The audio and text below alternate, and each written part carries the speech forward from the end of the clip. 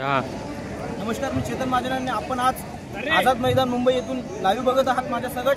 तर आज आझाद मैदानावर भर उन्हात रखरखत्या उन्हात आज एक मावशी बसलेले आहेत उपोषणाला। तर काय त्या नेमक्या त्यांच्या मागण्या काय आहेत, काय कुठून काय त्यांच्याशी आज चर्चा इतकूत गाजूया। विचार मावशी, नेमकं तुमचे काय प्रश्न आहेत, कशासाठी तुम्ही एवढ्या भर उन्हामध्ये तुम्ही बसलेले आहात उपोषणासाठी?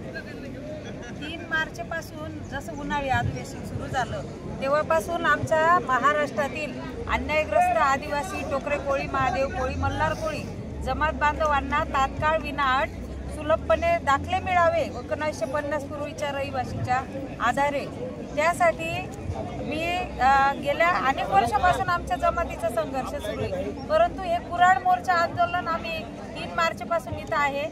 जर आम्ही लोकशाही मार्गाने आंदोलन करत असताना जर आम्हाला शिक्षणासाठी आमच्या लेकरा बाळांना प्रमाणपत्र व व्हॅलिडिटी भेटत नसेल तर हातात वाल्या कोळीची कुऱ्हाड घेऊन हातात दरोडे टाकायला आम्हाला परवानगी द्या, या घोषणा घेऊन आम्ही इथं बसलेलो आहे।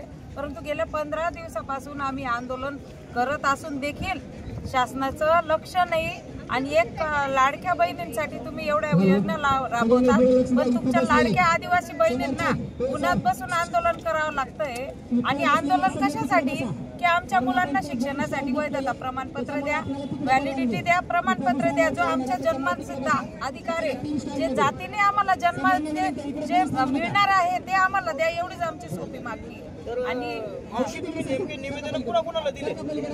आता 3 तारखेपासून आम्ही आदिवासी सचिवांना आमचं निवेदन गेलेलं आहे।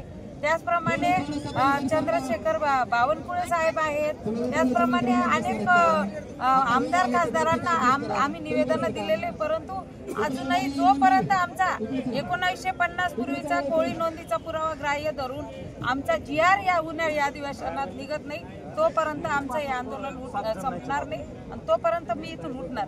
म्हणजे थोडक्यात जोपर्यंत तुमच्या मागण्या पूर्ण होत नाही तोपर्यंत तुम्ही असंच इथं उपोषणाला बसणार आहात? हो, असंच उपोषणाला बसणार। उपोषण नाही पण आंदोलनाला बसलेली।